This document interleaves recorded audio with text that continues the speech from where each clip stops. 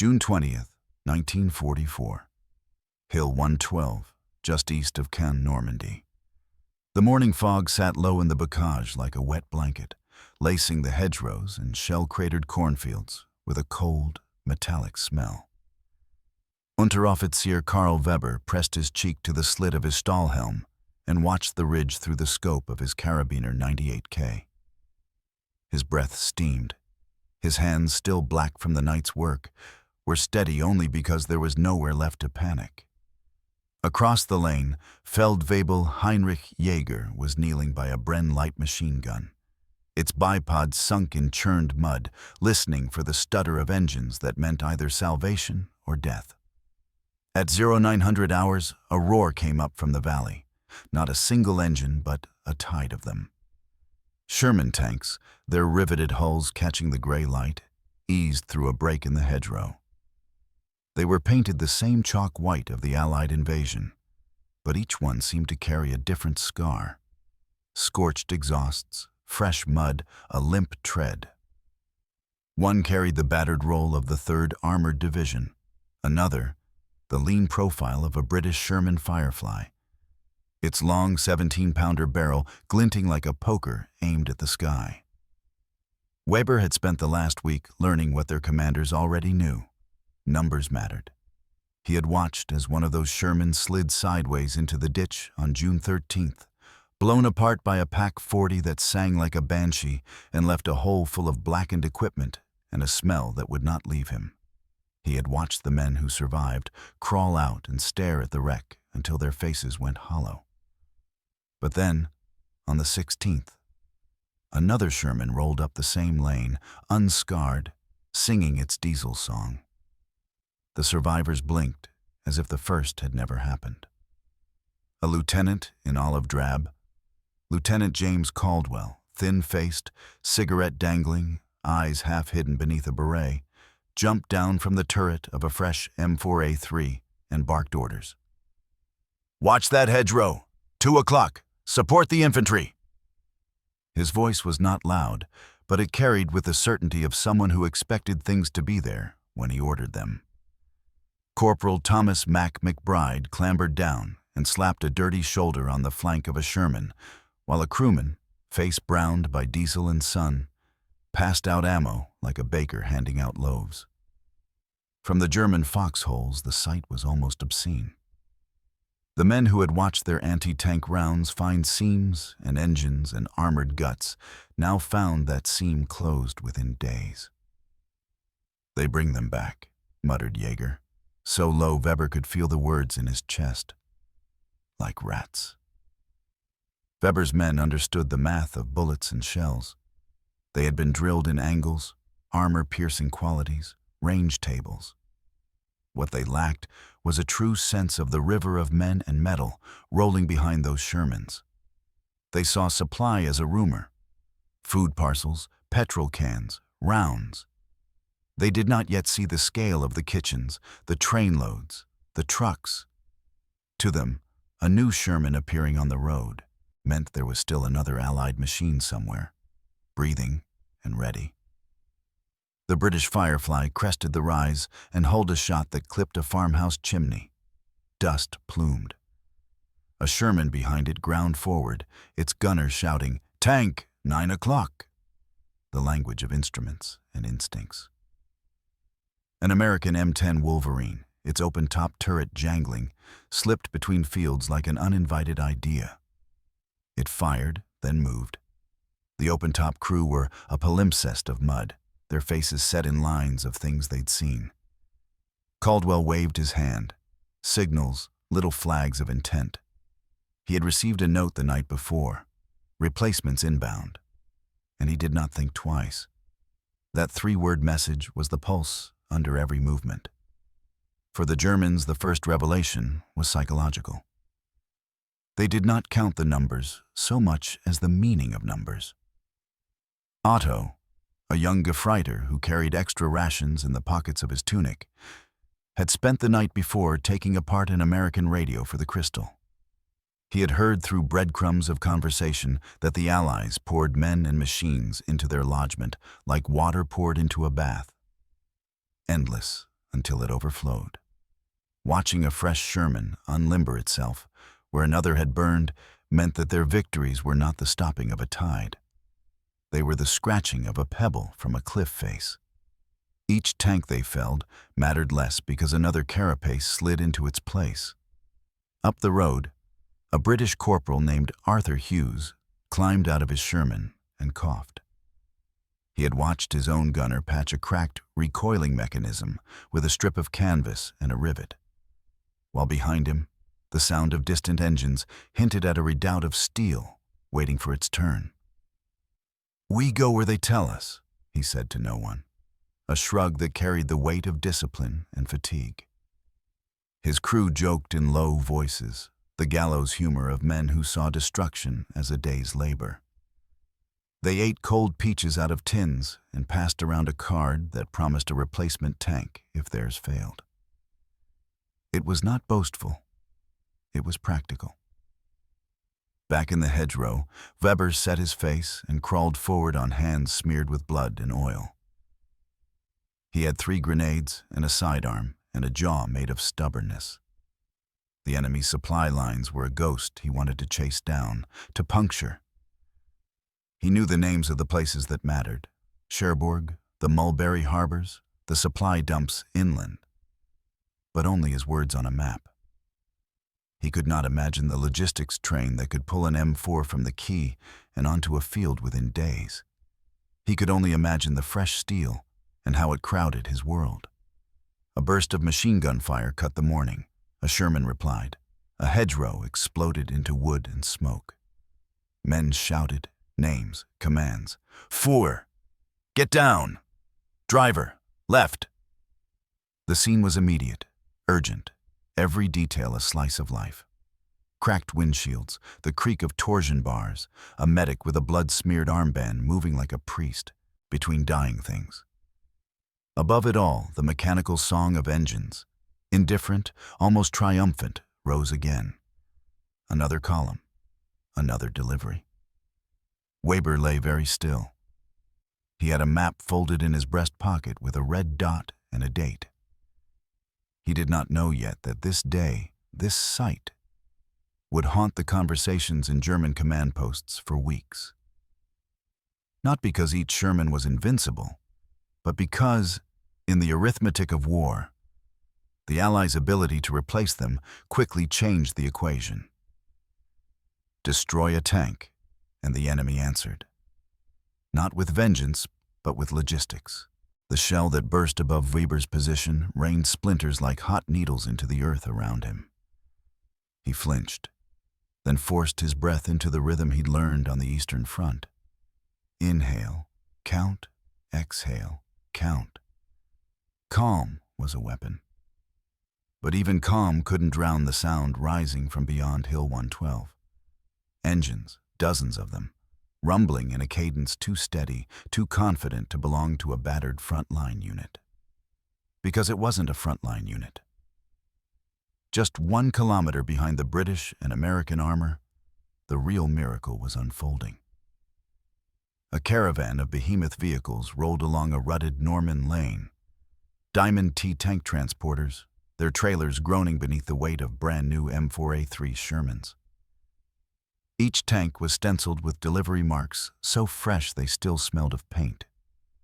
U.S. Army drivers, helmets tipped back, cigarettes dangling, guided their rigs like men who'd done this 100 times. Private Alonzo Reed leaned out of his truck window, yelling over the engine, "Move it, Bill, they're waiting up front." Beside him, Bill Ferguson just grinned, chewing a stick of gum. "Hell, Alonzo, they'll always be waiting. There's always a busted tank somewhere."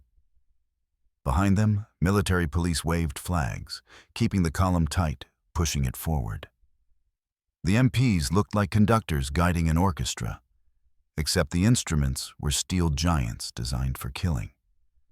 Major Harold Brenner of the 1st Army Service Battalion walked alongside the convoy with a clipboard tucked under his arm, ticking boxes with the calm of a man whose war didn't involve shooting.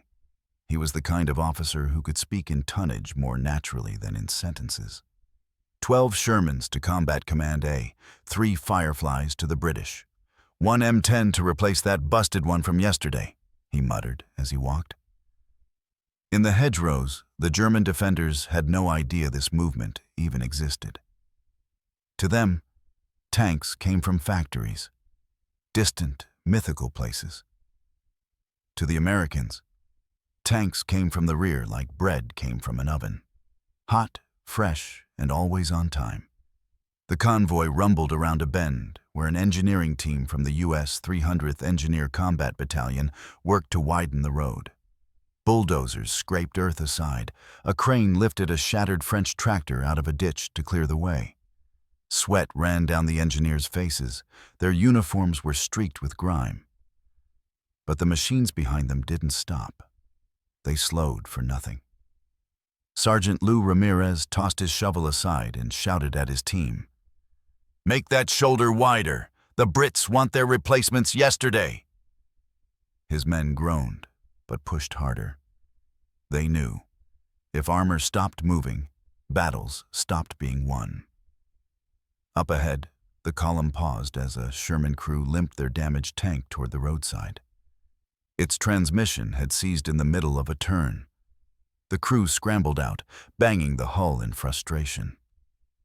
"Again? You gotta be kidding me." Their loader, Private Glenn Donahue said, wiping grease across his cheek. The driver shook his head. "We won't even miss it. Look," and he pointed. The replacement convoy was already there. Within minutes, a recovery vehicle, an M31 tank retriever, maneuvered its crane arm into position. Wires clinked and strained. Metal squealed. The broken Sherman was lifted like a carcass being hauled away, its crew watching with weary disbelief. The sergeant operating the crane didn't bother introducing himself. He simply said, "Your new tank is third in line. Sign here when it rolls off." Glenn blinked. "Already? We only radioed it in this morning." "That's the idea, son," the sergeant replied. An hour later, when Lieutenant Caldwell brought his Sherman platoon through a hedgerow gap, he spotted the new tanks waiting with their engines idling, crews already climbing aboard. To him, it felt natural, the way things were supposed to work. Behind him, Corporal McBride smacked the side of their own tank. "See? Told you. We break 'em. They send more." But to the Germans watching from across the fields, the sight was something out of a nightmare. Weber and Jaeger, peering through gaps in the leaves, saw the new Shermans rumble into position. They had counted 3 tanks in this sector yesterday. Now, there were 7. The math was impossible. Jaeger whispered, "We hit 2 of them. I saw it myself." Weber nodded, his throat tight. And yet they return," Jaeger finished. The German commander in the sector, Hauptmann Erwin Albrecht, hurried along the line with his binoculars bouncing against his chest. He stopped beside Weber's foxhole, crouched, and lifted the glasses. Through the lenses, he saw the convoy still snaking through the valley, vehicles stretching all the way to the tree line. He lowered the binoculars slowly, as if afraid the vision would follow him. That is not possible," Albrecht murmured. But it was. It was the entire Allied strategy manifested. An ocean of resources made real, delivered by men who fought their war not with rifles, but with wrenches, cranes, clipboards, and engines. And now those engines were rumbling closer. The ridge shook again as the newly arrived Shermans fanned out, forming a column ready to push forward. Dust rose from their tracks like smoke from a forge. Weber swallowed hard. For the first time since the invasion, he felt something more than fear. He felt inevitability. Because this wasn't just an attack, it was a system. The dust drifting over the ridge thickened into a pale brown fog as the Shermans rolled forward in staggered formation. Their clattering tracks and steady diesel thrum pressed into Weber's ribs like an extra heartbeat. Every German position, every rifle pit, every machine gun nest, every slit trench seemed to shrink under the sound. Hauptmann Albrecht gripped the edge of Weber's foxhole, knuckles whitening. "They're forming up for a push. Signal the pack crews." Weber nodded and slid backward, crawling to a shallow communication trench where a field telephone sat half buried beneath a tarp. He cranked the handle once, twice. A voice crackled through, Unterfeldwebel Kraus, commander of the nearest Pack 40. "Targets approaching," Weber whispered. "Multiple. New Shermans. Range, under a kilometer." Kraus cursed softly. "We killed 2 yesterday." "We all saw," Weber replied. "Up on the farm road. The Americans were already coordinating." Lieutenant Caldwell stood half out of his Sherman's turret, goggles pushed up on his helmet, map case open against the wind.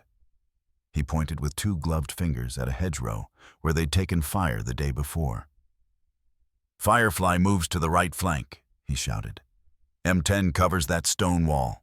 Shermans, line abreast. We're pushing past the orchard." Corporal McBride, inside Caldwell's tank, rapped the gun mantlet with his knuckles. "Reload AP. We're gonna be knocking again."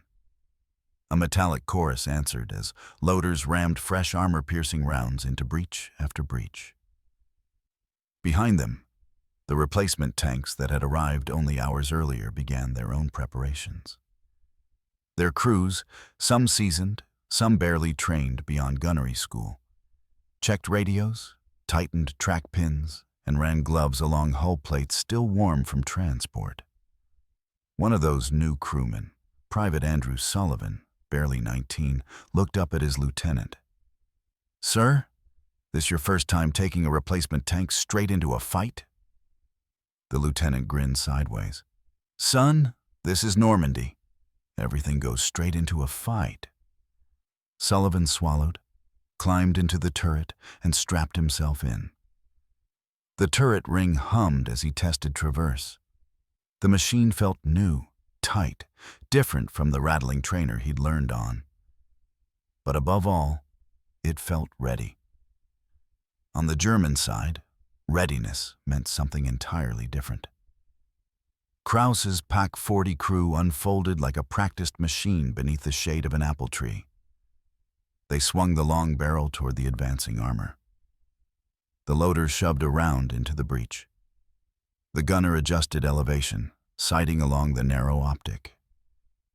"Incoming," he murmured. The first Sherman appeared through the orchard gap. Kraus hissed, "Feuer!" The gun cracked. The shell streaked across the field and slammed into the Sherman's glacis in a burst of sparks and smoke. Inside Caldwell's tank, the impact hit like a hammer. The entire crew jolted. "Driver, stop! Gunner, front armor!" Caldwell barked. McBride was already adjusting. "I see it. Pack at 10 o'clock. The Firefly crew, watching from the flank, saw the flash from the tree line. "Pack spotted! Engaging!" the British gunner shouted, swinging the massive 17-pounder around. The breech slammed home. The tank rocked as the gun fired, the recoil jolting the entire hull. The round punched straight through the apple tree and into Kraus's position. When the dust settled, the Pack 40 lay overturned. 2 crewmen crawled from the wreckage, dazed and bleeding. The rest were silent shapes amid shattered limbs and splintered wood. Weber and Jaeger saw the explosion from their foxhole. Jaeger's throat tightened. "They got the Pack." Weber wiped sweat from his eyes. "They brought tanks faster than we could defend against the last ones." He wasn't exaggerating. Every tank destroyed the day before had been replaced. Not eventually, not next week, but today. Each shot the Germans fired felt like an act of desperation. Each tank the Allies rolled forward felt like a promise being kept. Caldwell's platoon advanced again. The newly delivered Sherman and Sullivan's crew shook off its first shock of battle as it fired into a hedgerow where a German machine gun spat tracers. The loader yelled, "Hit!" Guns gone quiet. Sullivan felt his fear melt into something else, something that tasted like belief. "We can do this," he whispered. But the Germans were far from beaten. Hauptmann Albrecht sprinted between positions, rallying the men. "Fall back to the lateral trench. Pull the MG-42. Move!" Infantry scrambled through the hedgerows, hauling ammo boxes and spare barrels. Their boots sloshed through mud churned by rain and tank tracks. A wounded soldier cried out, clutching his leg as comrades dragged him along. Albrecht ducked behind a shattered wall and raised his binoculars again. Now he saw something even more terrifying than the tanks themselves. Another convoy. Not tanks this time, but fuel trucks, ammunition carriers, medical jeeps, and engineer vehicles rumbling up the same road. He understood instantly. The replacement tanks weren't a miracle. They were a process, a pipeline, an entire moving ecosystem designed to turn battlefield losses into brief inconveniences. "We cannot stop that," he whispered, lowering the glasses. "Not with what we have left." Weber heard him, and for the first time in the war, the words sounded less like warning and more like prophecy. The Shermans crested the next rise. The line was about to break. The rise beyond the orchard was crowned with shattered trees, splintered trunks jutting at angles, their branches stripped by artillery. As Caldwell's Shermans crested the slope, they emerged into full view of the German defensive pocket. A cluster of trenches, machine gun pits, and a stone barn converted into a command post. It had held for 3 days. It would not hold much longer.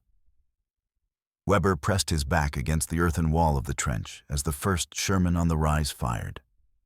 The 75mm round slammed into the barn, shaking dust from the rafters. The roof tiles blew apart in a cloud of orange clay. Screams echoed inside. Hauptmann Albrecht ducked behind a broken doorframe as chunks of stone zipped past him. "Weber, Jaeger, on the flank. Now, hold them long enough for us to form a second line." Weber nodded, adrenaline surging. He yanked Jaeger by the collar and pulled him through the trench. They slipped into a side passage that opened toward a narrow hedgerow corridor. Mud sucked at their boots as they ran. The Americans were advancing faster than expected. Caldwell leaned out of his turret again, wind snapping against his jacket.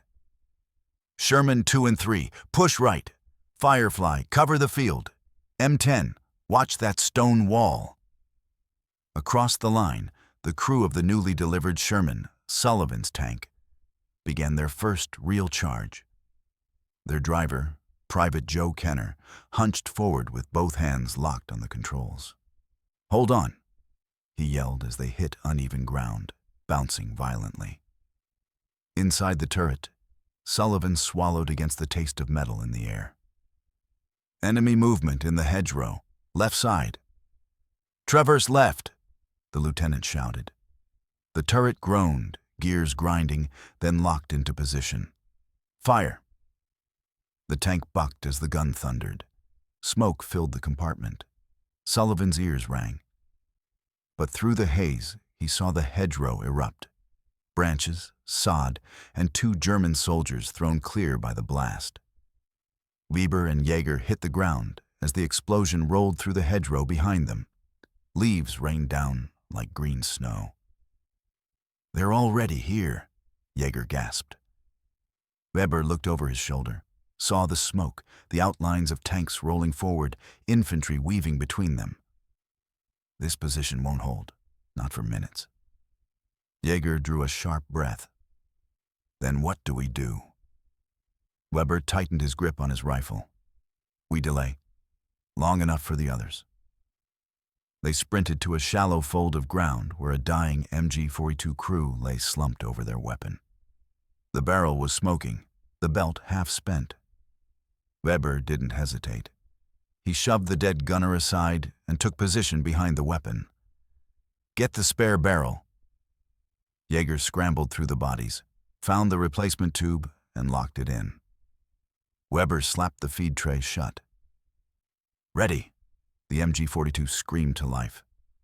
A river of tracers poured into the advancing infantry. American soldiers dove behind their tanks as rounds sparked off armor plates.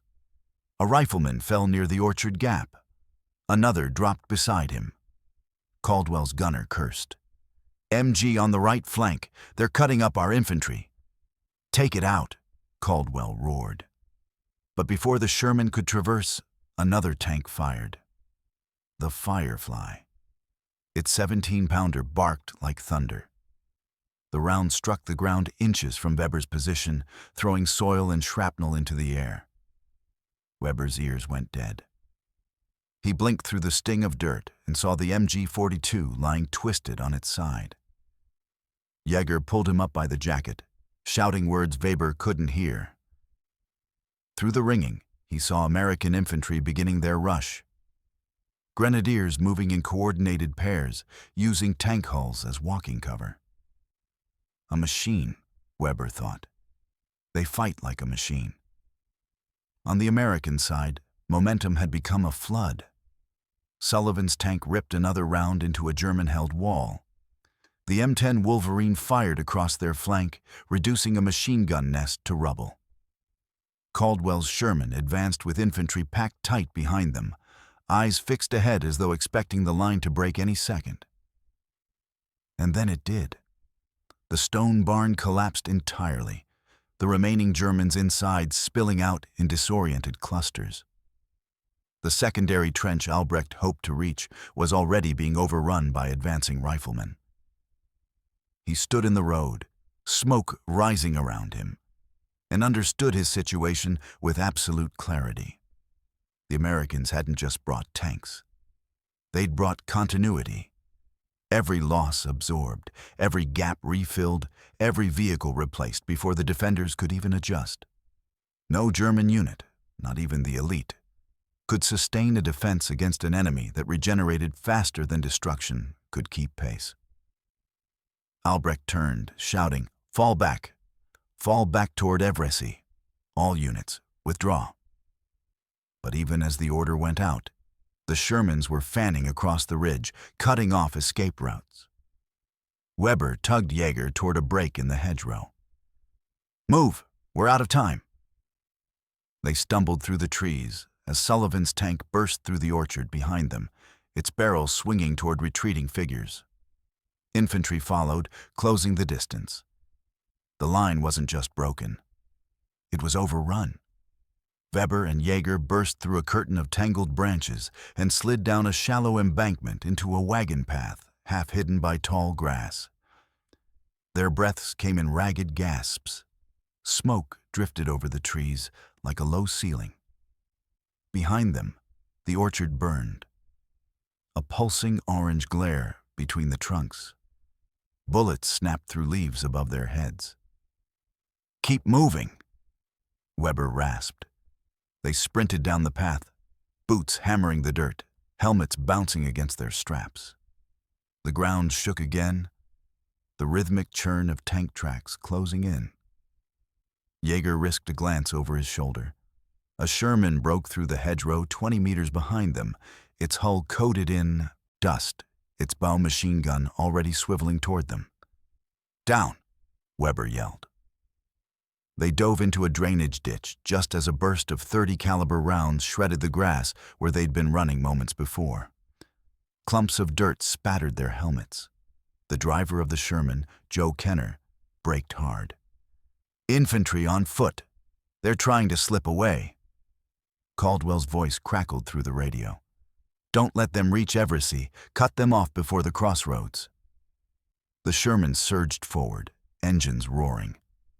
Further down the lane, the remnants of Hauptmann Albrecht's unit struggled toward a cluster of farm buildings that marked the unofficial rear line, the fallback point they had held in reserve since the 16th.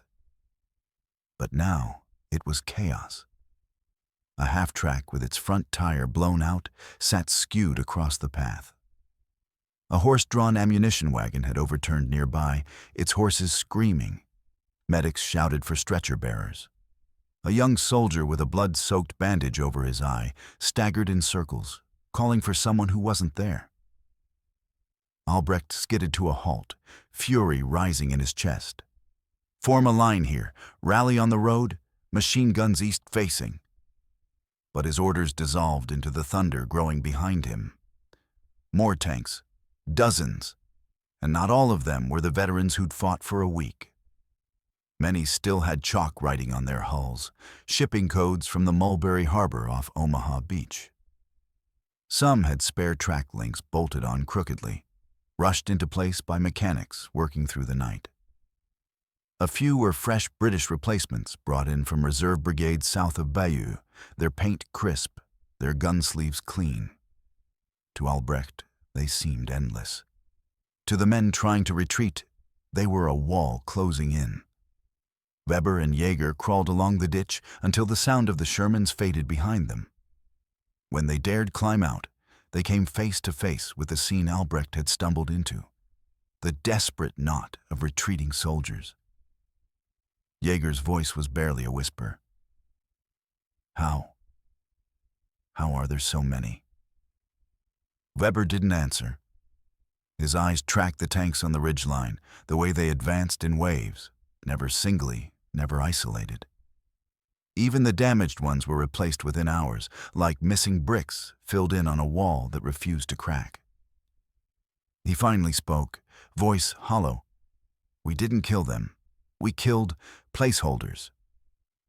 The words felt heavy, because they were true. Up on the ridge, Caldwell grabbed the radio handset again.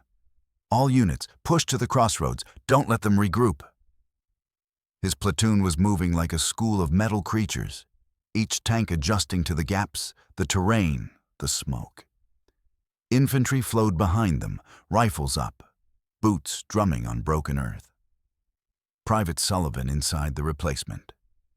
Sherman felt the momentum like an electric charge. His lieutenant slapped the turret wall. "Eyes sharp, they're breaking." For Sullivan, whose tank had arrived only hours earlier on the back of a transport trailer. The shift from delivery to breakthrough felt surreal. He had stepped off a truck into a battlefield, and now was part of a decisive push against an enemy in collapse. Logistics made him possible. Logistics made this advance unstoppable. At the crossroads outside Évrecy, Albrecht finally managed to pull a dozen surviving soldiers into a defensive pocket. He shoved men into firing positions behind a hay cart and a low stone wall. Sweat streaked down his face, mixing with dust and smoke. "We hold here," he said, voice rasping. "We must." But as he spoke, the horizon darkened with silhouettes. Shermans, M10s, even the distant outline of British Cromwells moving up the rear. Albrecht lowered his binoculars. His voice cracked. "This is not a counterattack. This is a replacement wave." Weber felt a chill crawl up his spine. He had thought the same words, but hearing them aloud made the realization complete, undeniable.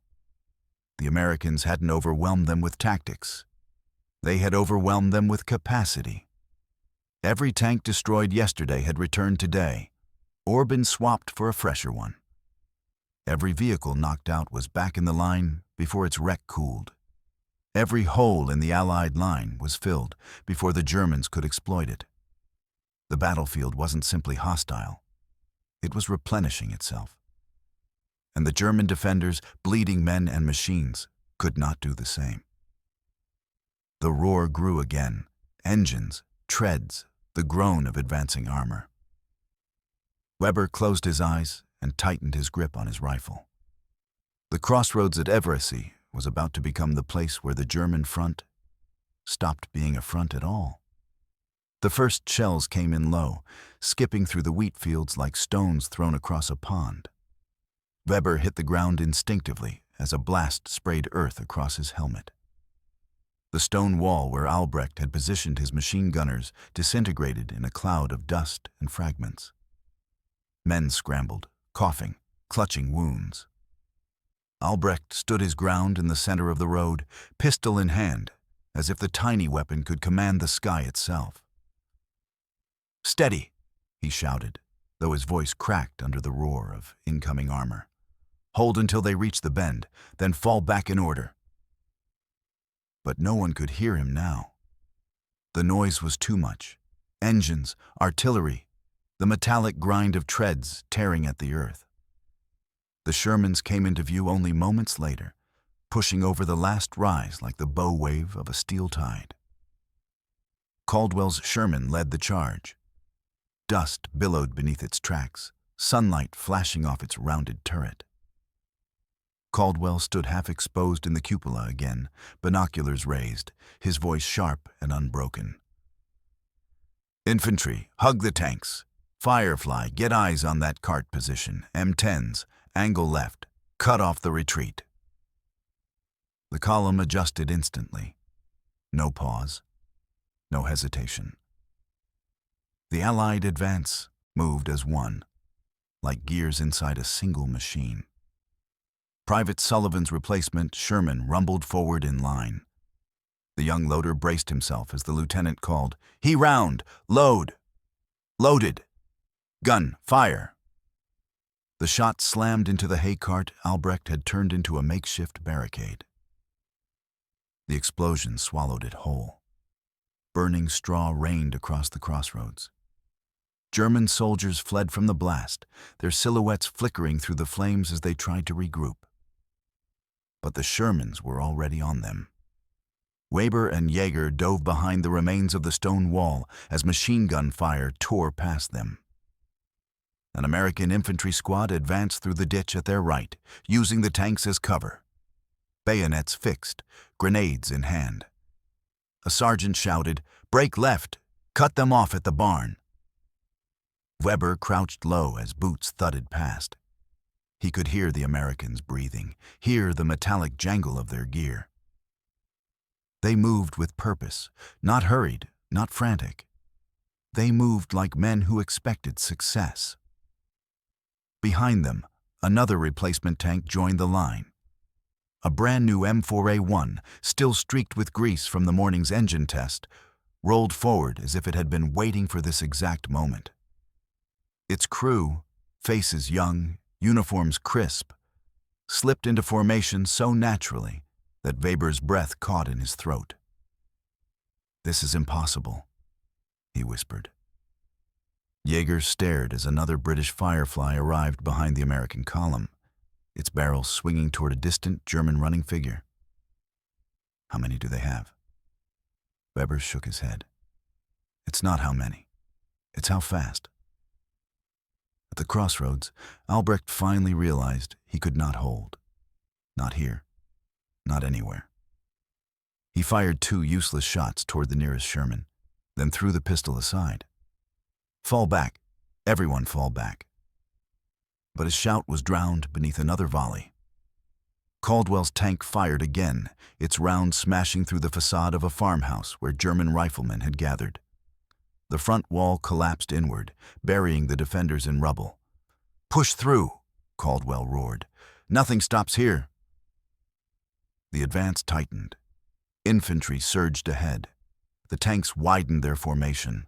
Smoke thickened around the crossroad until visibility shrank to mere meters. Albrecht staggered backward, shielding his face as dust and debris swirled. Men ran in every direction. Some dropped weapons. Others tried to pull wounded comrades out of the roadway, but were forced back by incoming fire. A replacement M10 Wolverine rolled up beside Caldwell's Sherman, its crew shouting through the din. "We've got movement by the orchard." "Engage," Caldwell ordered. The Wolverine pivoted and fired immediately. The German machine gun nest, hidden behind a wagon, burst into flames. Every German strong point that had slowed the Allies in previous days was either gone or overwhelmed. Not because the defenders fought poorly. They fought savagely. But because the resistance they destroyed never stayed dead. Behind every tank they knocked out stood 2 waiting to take its place. Behind every gap they opened in the enemy's armor line came fuel trucks, repair crews, and ammunition carriers, ready to patch it before the Germans could even capitalize. Behind every retreat was another wave of Shermans descending on them, like an extension of the battlefield itself. The crossroads at Évrecy wasn't a battle anymore. It was the collapse of a supply-starved army meeting an enemy whose supply lines functioned like arteries. Weber and Jaeger reached a low drainage tunnel at the edge of the village. They ducked inside, water splashing around their boots, the echo of tank fire rolling like thunder overhead. For a moment, they simply breathed, lungs burning, eyes stinging from smoke. Jaeger whispered, "We can't stop them, Karl." Weber didn't answer. He knew. The battle was over. But worse than defeat was the realization that this defeat had been inevitable the moment the first replacement tanks rolled up that valley. They hadn't been fighting tanks. They'd been fighting a system. And the system didn't break. It replenished. Outside, Caldwell's voice echoed over the radios as the Shermans secured the last intersection at Évrecy. Objective secured. Armor losses negligible. Prepare to advance. Weber shut his eyes. The Allies were already preparing for the next push, and there would be tanks waiting for it. Tanks that would arrive tomorrow, and the next day, and the next. Night came slowly over Évrecy, settling like a heavy blanket over wrecked armor, smoking barns, and the shattered crossroads that had once been a quiet junction between farm paths. The thunder of tank engines faded into the distance as Caldwell's column pushed east, leaving behind only the low rumble of idling vehicles and the scattered cries of wounded men. Weber and Jaeger crawled from the drainage tunnel only after darkness swallowed the battlefield. They moved carefully, rifles slung, helmets pushed back, the sounds of occupation shifting through the village, American voices, clinking metal, the hum of radios. They stayed low along the ruins of a stone wall until they reached what had once been an orchard. Now it was little more than a graveyard of splintered trunks and burned-out equipment. German helmets lay beside abandoned rifles. A pair of boots protruded from beneath a collapsed tree. There were no longer any front lines to return to. No rally point, no orders waiting. Their army had melted into the fields. Jaeger's voice trembled. "Karl, what now?" Weber scanned the valley, his jaw tight. Fires glowed like embers scattered across the dark. American silhouettes moved between tanks, refueling them, checking tracks, pulling glowing cigarette tips through the air as they worked. And not just the battle-worn Shermans.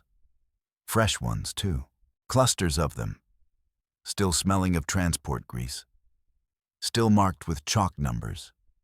Still arriving. The line of new machines stretched far into the night, engines ticking as they cooled. Their crews sat beside them, eating rations, cleaning weapons, laughing quietly in the safety earned by the day's advance. For Weber, the sight was not merely demoralizing, it was enlightening. "They fight with factories," he murmured, "with ships and trucks and cranes. That's their army." Jaeger frowned. "What do you mean?" Weber sank onto a fallen beam, exhaustion finally dragging at his limbs. "We destroy a tank, and we celebrate. They destroy a tank, and they write a replacement request, and it arrives, sometimes the same day." He gestured toward the line of fresh armor. "We are fighting the front. But behind them is something we can't even imagine." A long silence followed. Wind rustled the ruined orchard leaves. A distant tank turret clanked as a crew tested its traverse. "We can't stop them," Jaeger whispered. "We were never meant to," Weber replied quietly. On the American side of the ridge, Lieutenant Caldwell stood beside his Sherman, helmet tucked under his arm, speaking softly into his radio. He kept his voice even, steady, calm, the same tone he used whether giving fire orders or discussing supply status. "Yes, sir. Ammo resupply already en route. Fuel trucks expected before dawn. 2 replacement tanks joining the platoon at first light." He paused as he listened to the response. "No, sir. Minimal losses. Yes, we're ready for the next push." He set the radio down and exhaled. His crew lounged nearby, McBride cleaning his hands with a rag, the driver soaking his feet in a bucket of cold water, the loader snoring against a track guard. Caldwell looked over the valley. He had seen enough battlefields to know this one was decisive. Not because of terrain, not because of tactics, but because of timing. For every Sherman they lost, 2 more waited at the harbor. For every engine that blew, 3 mechanics were already preparing the next one. For every platoon that burned out, a fresh one was unloading from a transport ship offshore. The German defenders were stubborn, skilled, often brilliant. But brilliance could not outrun steel. Not this much steel. Not arriving this quickly. In the quiet, Caldwell murmured to himself, "This is how we win. Not just with what we fight with, but with how fast we can fight again." Weber and Jaeger moved deeper into the ruins, stepping around debris as they searched for any surviving members of their company. But every corner they turned revealed only emptiness, rifles left behind, packs stamped into the mud, splintered crates of ammunition scattered like teeth. Finally, Weber stopped. "This is the end of our line," he said softly. "Right here, tonight." Jaeger lowered his head. "Do you think command will send reinforcements?" Weber looked toward the valley, the glowing dots of tanks ready to move at sunrise, their silhouettes as numerous as trees. "No," he said. "They won't. The Allies would. Every day, every battle, every loss replaced, every hole in the front filled." Weber felt the cold truth settle into his chest like a stone. This was not a war Germany could win anymore. Because wars are not won by the side that destroys the most tanks. They are won by the side that can afford to lose them. As the night deepened over Évrecy, Sherman engines revved softly in the distance, preparing for another dawn, another advance, another set of replacement vehicles already on the way. And the German soldiers who remained understood what their commanders had already begun whispering. The outcome had shifted. Momentum had tilted. The river of American steel had arrived in Normandy, and it would not stop flowing. Not tomorrow. Not ever.